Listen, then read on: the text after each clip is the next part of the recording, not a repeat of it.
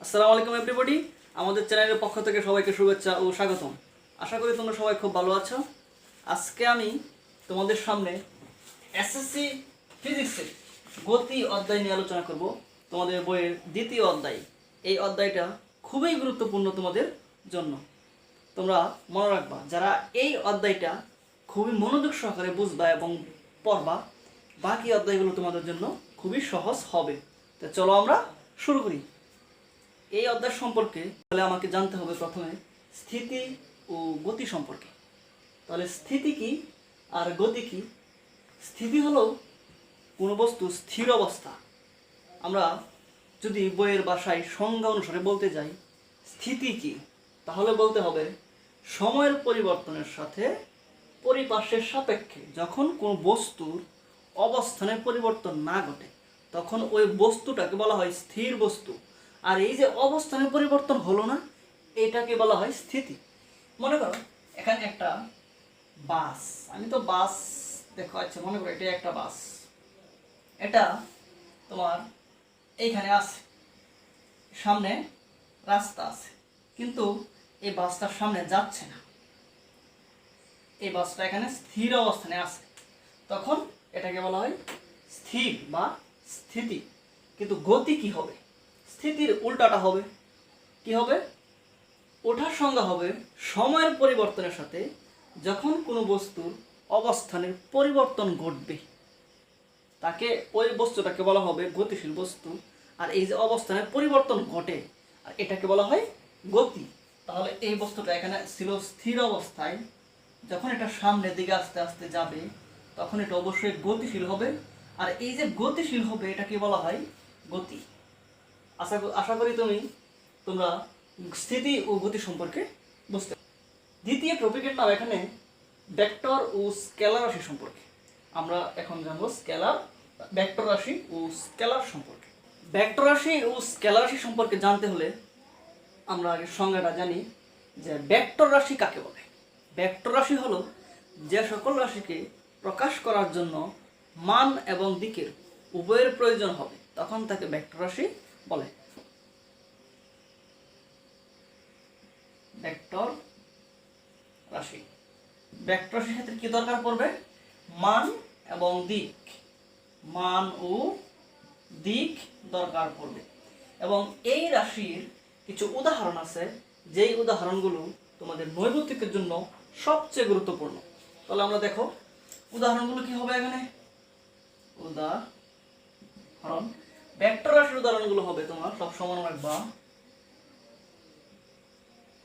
সরণ,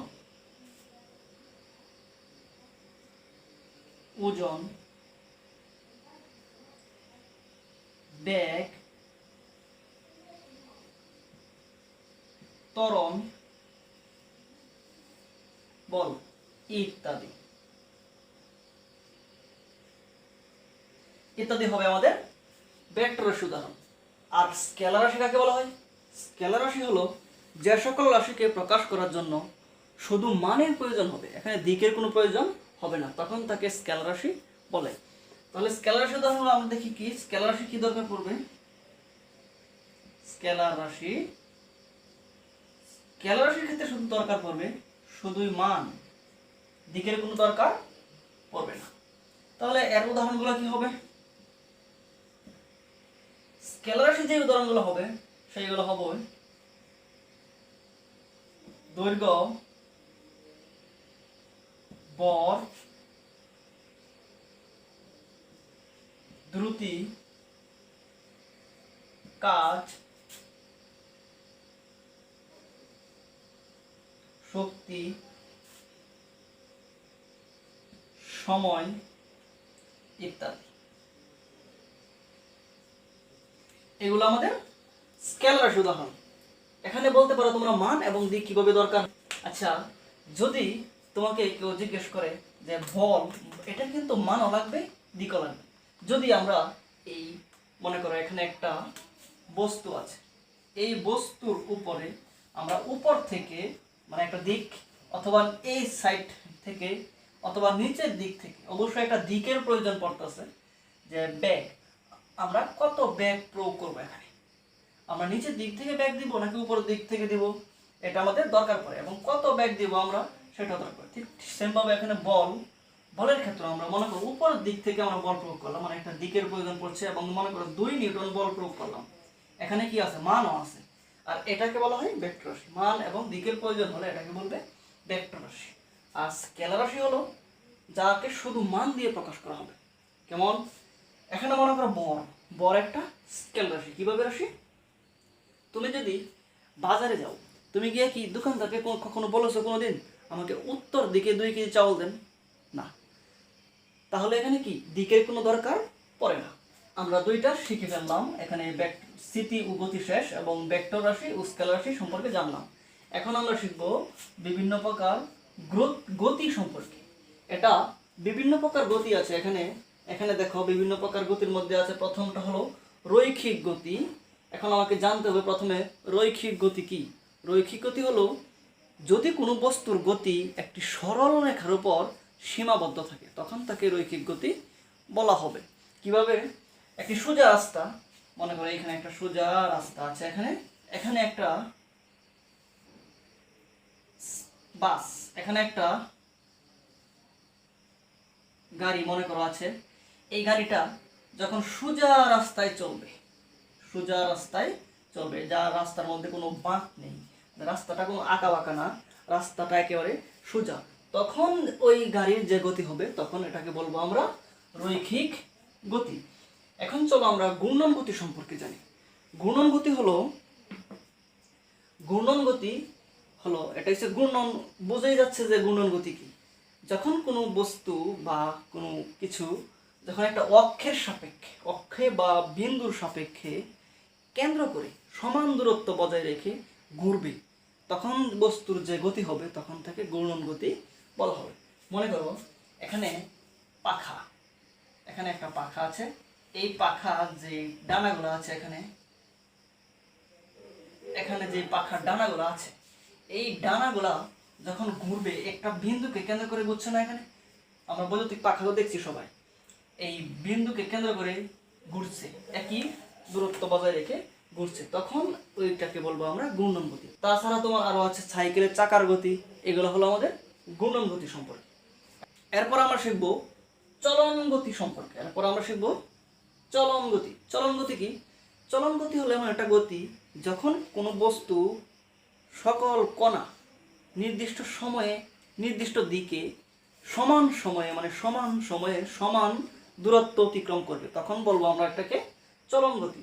যখন কোনো আমরা জানি যে কোনো বস্তু, এখানে একটা বস্তু আঁকলাম আমি, এটা একটা কাঠের টুকরা, মনে করো কাঠের টুকরাটা এখানে আছে, মেঝেতে আছে, এটা অসংখ্য কণার সমন্বয়ে গঠিত। যখন আমরা এই কাঠের টুকরাকে হাত দিয়ে ধরে আমরা এই জায়গায় মধ্যে আনবো, তখন কিন্তু সম্পূর্ণ কাঠের টুকরাই কিন্তু এই দিকে চলে আসবে, মানে এই যে এইখানের কণাটা এইখানেই থাকবে এবং এইখানের কণাটা এইখানেই থাকবে, মানে পুরো বস্তুটুকু একেবারে আমরা এখান থেকে ট্রান্সফার করে এইখানে নিয়ে গেলাম। যখন এভাবে হবে তখন এটাকে বলবে চলন গতি। এরপর শিখবো আমরা পর্যাবৃত্ত গতি সম্পর্কে। এটা সবচেয়ে বেশি গুরুত্বপূর্ণ তোমাদের জন্য, এটা জ্ঞানমূলক প্রশ্নে অনেক আসে। চলো আমরা শিখি। প্রথমে এখানে আছে পর্যাবৃত্ত গতি কি জানতে হবে আমাকে। পর্যাবৃত্ত গতি হলো এমন একটা বস্তুর গতি, পর্যাবৃত্ত গতি হলো এমন একটা বস্তুর গতি যে গতিশীল বস্তুর একই দিক থেকে, গতিশীল বস্তু একটা নির্দিষ্ট সময়ে একই দিক থেকে অতিক্রম করে। কিভাবে মনে করো, এটা এখানে একটা ঘড়ি আঁকলাম, এই ঘড়িতে মনে করো এখানে 3টা বাজে, এখানে এটা হচ্ছে ঘন্টার কাঁটা, এটা মনে করো এই ঘন্টার কাঁটা, আর এখানে 12, এটা হলো আমাদের মিনিটের কাঁটা এম, মনে করো এখানে ঘন্টার কাঁটা এখানে, আর এখানে মিনিটের কাঁটা। যখন এই মিনিটের কাঁটাটা এই 12 সোজাসুজি থাকবে তখন তো অবশ্যই এখানে কত বাজতেছে, 3টা বাজে, তোমরা সবাই জানো। কিন্তু এই মিনিটের কাঁটাটা যখন আস্তে আস্তে এটা ঘুরতে ঘুরতে ঘুরতে ঘুরতে ঘুরতে ঘুরতে তোমার এই আবার 12 সোজাসুজি চলে আসবে, তখন কিন্তু এখানে এই 4টা বেজে যাবে, মানে পুরো 60 মিনিট পর আমরা দেখলাম যে ঘড়িতে এখন 4টা বাজে। আবার ঠিক সেমভাবে যখন এই ঘড়ির কাঁটাটা সুন্দর করে আস্তে আস্তে আস্তে আস্তে আবার এই জায়গায় চলে আসবে, তখন কিন্তু 5টা বেজে যাবে। তার মানে একটা নির্দিষ্ট সময়, 60 মিনিট পরে কিন্তু একটা ঘন্টা করে পার হচ্ছে। তাহলে এখানে দেখো, কখনো কি ঘড়ির কাঁটা কি, এই মিনিটের কাঁটাটা কি কখনো কি উল্টা দিকে কখনো ঘুরেছে? না, ঘড়ির কাঁটা সবসময় একটা নির্দিষ্ট সময়ে 60 মিনিট পর পর একই দিক থেকে শুধু অতিক্রম করছে। এটাকে বলা হয় তোমার পর্যাবৃত্ত গতি। পর্যাবৃত্ত গতির আরো উদাহরণ আছে। মনে করো এখানে একটা সূর্য আছে, সূর্য, আর সূর্যের চারপাশে গ্রহগুলা ঘুরে, এটা তোমরা সবাই জানো। আমাদের পৃথিবী একটা গ্রহ মনে করে এখানে আছে। যখন এই সূর্যকে কেন্দ্র করে আমাদের এইটা একই দিকে ঘুরবে, এভাবে ঘুরতে থাকবে, আবার এই জায়গায় চলে আসবে, মানে একটা পাক। আবার এখান থেকে যখন আবার এই দিকে ঘুরবে তখন হবে আরেকটা পাক। আর এই পাকের সময় টাইমটা কত লাগে তোমরা জানো? 24 ঘন্টা। এই পাকের সময় লাগে 24 ঘন্টা, তোমরা সবাই জানো। এই গ্রহটা কিন্তু একই দিকে কিন্তু সমান দূরত্ব রেখে ঘুরতেছে। কখনো কি গ্রহটা কি উল্টা দিকে ঘুরে, এইভাবে ঘুরে? না, কখনো গ্রহটা এইভাবে ঘুরে না। গ্রহটা সবসময় তোমার এই দিক থেকেই ঘুরতে থাকে। যখন তোমার একটা নির্দিষ্ট সময় পরে একই দিক থেকে অতিক্রম করবে, তখন যে গতি হবে তখন তাকে বলা হবে পর্যায়বৃত্ত গতি। এরপর আমরা শিখব স্পন্দন গতি সম্পর্কে।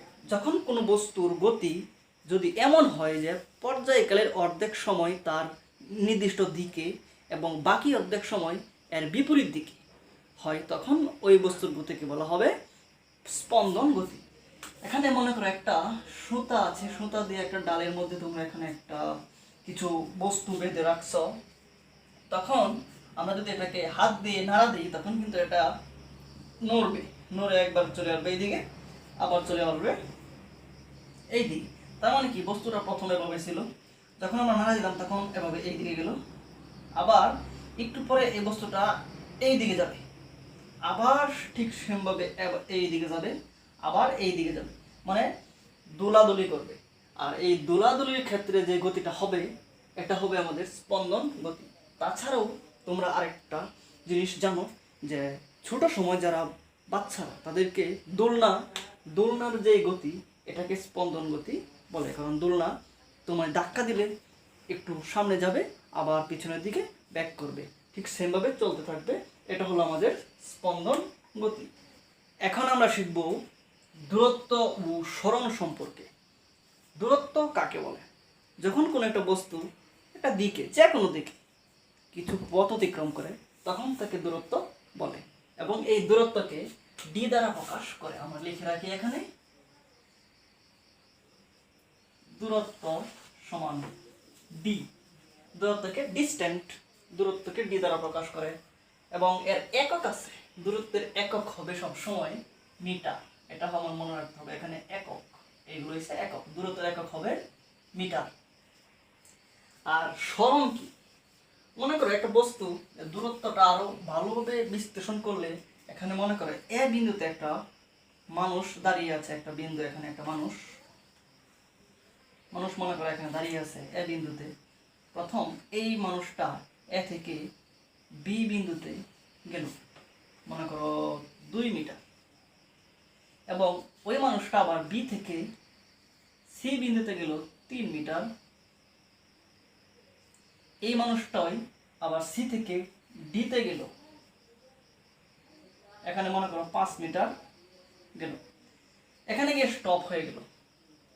তাহলে আমরা কি বলতে পারি দূরত্বের ক্ষেত্রে? এই বস্তুটা সম্পূর্ণ যে পথটুকু গেল, এটাই তো এই মানুষটার দূরত্ব। তাহলে 2 metre plus 3 metre plus 5 metre, এই যে মোট 10 মিটার হলো, এই 10 মিটার কিন্তু ওর দূরত্ব। এখন আমরা শিখব সরণ। দূরত্ব এবং সরণ কিন্তু একেবারে একটু ডিফারেন্ট, মনে রাখবা। এখানে বস্তুর আদি অবস্থান, এখানে বস্তু প্রথম অবস্থায় ছিল, কিন্তু বস্তুটার শেষ অবস্থান কোথায়? ডি বিন্দুতে। আমরা যদি এখানে এই ডি আর এই বস্তুর আদি অবস্থান এবং শেষ অবস্থান যোগ করে ফেলি, তখন কিন্তু আমরা একটা সরল রেখা পাবো। এই সরল রেখাটা হবে আমাদের সরণ। তাহলে আমরা সরণের সংজ্ঞাটা কি দিতে পারি? সরণের সংজ্ঞাটা হলো কোনো বস্তুর আদি অবস্থান এবং বস্তুর শেষ অবস্থানের মধ্যবর্তী যে সরল রৈখিক দূরত্ব তাকে বলা হয় সরণ। কোনো বস্তুর আদি অবস্থান ও শেষ অবস্থানের সরল রৈখিক দূরত্বকে বলা হয় সরণ। তার মানে বুঝতেই পারছো যে দুইটা ডিফারেন্ট জিনিস, দূরত্ব হবে সম্পূর্ণ পথ আর এটা হবে সরণ। এখন আমরা বুঝলাম দূরত্ব ও সরণ সম্পর্কে। এখন শিখবো আমরা দ্রুতি ও বেগ সম্পর্কে। দ্রুতি কি, বেগ কি? দ্রুতি হলো স্পিড, যাকে আমরা ইংরেজিতে বলি স্পিড। দ্রুতি হলো কোনো একটি বস্তু একক সময়ে মানে একটি সময়ে অবস্থানের পরিবর্তন, তাকে বলা হয় দ্রুতি, মানে সরণের হার। এখানে এটা হচ্ছে আমাদের দ্রুতি বা স্পিড। তার মানে আমরা দ্রুতি সমান কি লিখতে পারি? দ্রুতি সমান দূরত্ব বাই সময়। আর দূরত্বকে আমরা কি দ্বারা প্রকাশ করি? ডি দ্বারা। আর সময় আমরা সবসময় টি দ্বারা প্রকাশ করব। তার মানে আমরা সময় এখানে লিখে দিলাম সময় টি, এবং এর একক হবে সেকেন্ড। তার মানে আমরা দূরত্বের এককটা যদি আমরা এখান থেকে বের করি, দূরত্বের একক হলো মিটার আর সময়ের একক হলো সেকেন্ড। পরিশেষে আমরা কি পাই? এই এম এখানে থাকলো আর এস এটা নিচে আছে। নিচের কোনো সংখ্যা যদি আমি উপরে নিতে চাই তাহলে এটার পাওয়ার -1 হয়ে যাবে। তার মানে এটাকে বলবো মিটার পার সেকেন্ড, মানে এম এস ইনভার্স।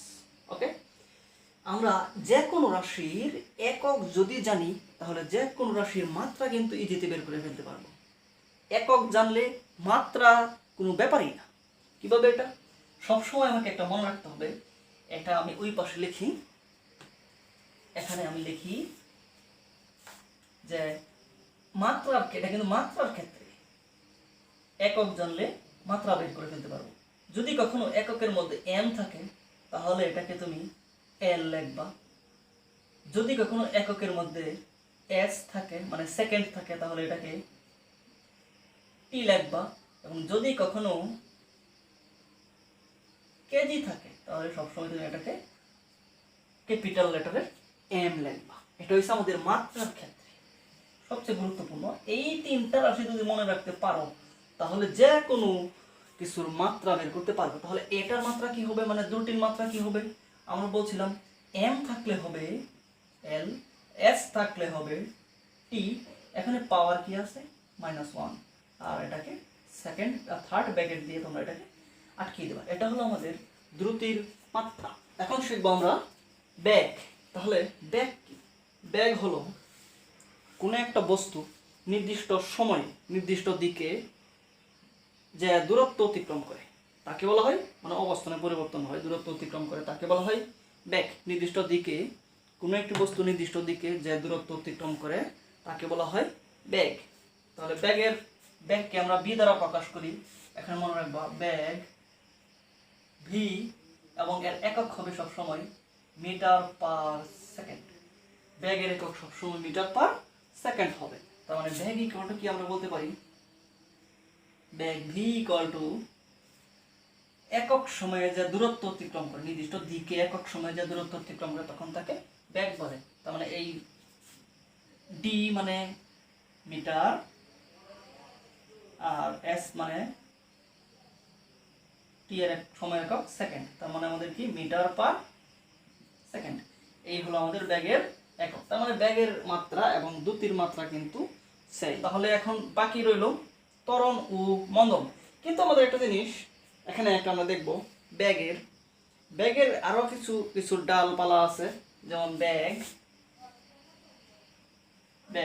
এই ব্যাগ থেকে আসে একটা যে তোমার সুষম ব্যাগ, আরেকটা হলো আমাদের অসম ব্যাগ।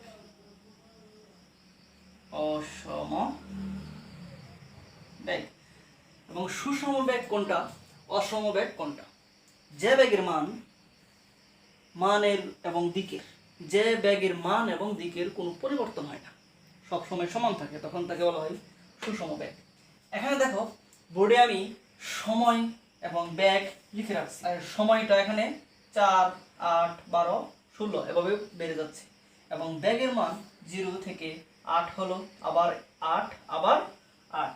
দেখো এখানে প্রথম কিন্তু 0 থেকে বৃদ্ধি পেয়ে 8 হয়েছে, তখন আর ব্যাগের মান কত, এখানে পরে ব্যাগ কিন্তু সমান, এটা হলো আমাদের সুষম ব্যাগ বা সমব্যাগ। মনে রাখতে হবে যদি ব্যাগের মানের কোনো পরিবর্তন না হয় এবং দিকের কোনো পরিবর্তন না হয় তখন তাকে সুষম ব্যাগ বলে। আর অসম ব্যাগ হলো সময় সাপেক্ষে কোনো বস্তুর ব্যাগের পরিবর্তন হবে তখন তাকে অসম ব্যাগ বলে। যখন এখানেই 0 থেকে 8 মিটার পার সেকেন্ড হলো, এটা হলো আমাদের অসম ব্যাগ। এখন যদি এখানে 8 না হয়, যদি মনে করো এখানে এইখানে যদি 8 না হয় এখানে 12 মিটার পার সেকেন্ড হতো, তাহলে কিন্তু এখনো 8-এর থেকে আরো ব্যাগটা কি হয়েছে 4 বেড়ে গেছে। তার মানে কি 4 সেকেন্ডে 0 ছিল, 8 সেকেন্ডে 8 হলো, 12 সেকেন্ডে 12 হলো। এভাবে যদি ব্যাগের মান বেড়েই থাকে, বেড়েই চলে, তাহলে ওটাকে বলবো আমরা অসম ব্যাগ। এখন ব্যাগের ক্ষেত্রে আরো কিছু ফর্মুলা আছে, এখানে হলো আমাদের শিখবো হইছে গড় ব্যাগ। গড় ব্যাগ সমান মোট দূরত্ব বাই মোট সময়। যদি মোট দূরত্বকে মোট সময় দিয়ে ভাগ করি যা পাবো, তাহলে আমাদের গড় বেগ। গড় বেগকে আমরা বি ভার দ্বারা প্রকাশ করি, তাহলে গড় বেগ হবে বি বার মোট দূরত্ব বাই মোট সময়। মনে রাখবো এটা। মোট দূরত্ব বলতে একটা বস্তু মনে করো ধাপে ধাপে কিছু পথ অতিক্রম করলো, 2 metre plus 3 metre plus 5 metre, তাহলে এখানে মোট দূরত্ব কত হলো? এখানে মোট দূরত্ব হলো তোমার 10 মিটার। আর এই 10 মিটার হলো এস এর মান, মানে মোট দূরত্ব, মোট সরণ।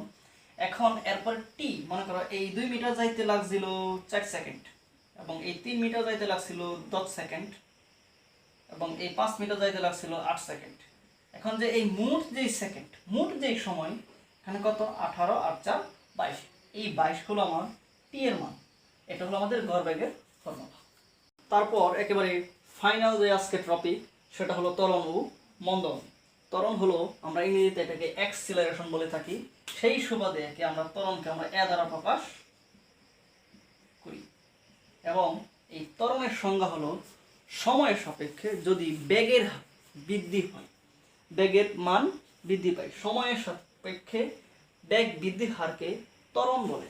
মনে করো বেগ 10, 5 এভাবে না, 5 থেকে বেড়ে 10 হলো, 10 থেকে বেড়ে 15 হলো, এভাবে যদি বৃদ্ধি পায় তাহলে এটাকে ত্বরণ হবে এখানে।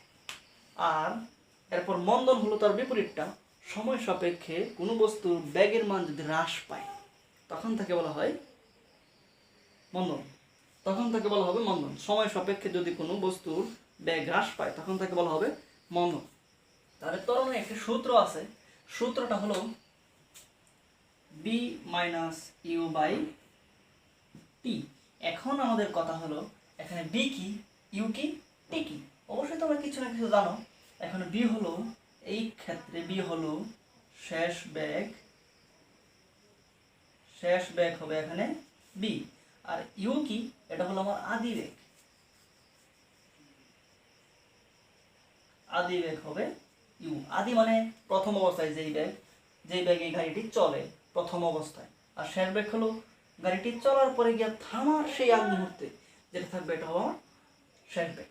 এবং সময়, এটা হলো আমার সময় সমান টি। এবং এই ত্বরণের একক হবে আমার, সবসময় মনে রাখবা এটার একক হবে মিটার পার সেকেন্ড স্কয়ার। এখন আমরা যদি ত্বরণ জানি, ত্বরণের একক যদি জানি, তাহলে আমরা মাত্রাটাও বের করে ফেলতে পারবো। মাত্রা কি থার্ড ব্র্যাকেট দিয়ে লিখতে হয়, জানো তোমরা সবাই। আমি বলছিলাম একক জানলে মাত্রা বের করা ইজি। তাহলে এম আছে, এখানে এম এর বদলে হবে এল, এবং এখানে কি আছে এস আছে, তার এর বদলে হবে টি, এবং এখানে মাইনাস দিয়ে 2। তার মানে ত্বরণের মাত্রা পেলাম এল টি ইনভার্স 2 এটা। এখন মন্দনের মাত্রাও ঠিক সেম,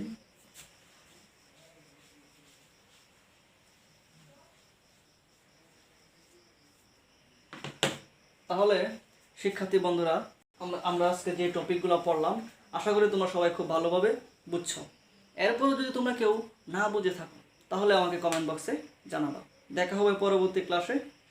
তার আগ পর্যন্ত তোমরা সবাই ভালো থাকো, সুস্থ থাকো। আল্লাহ হাফেজ।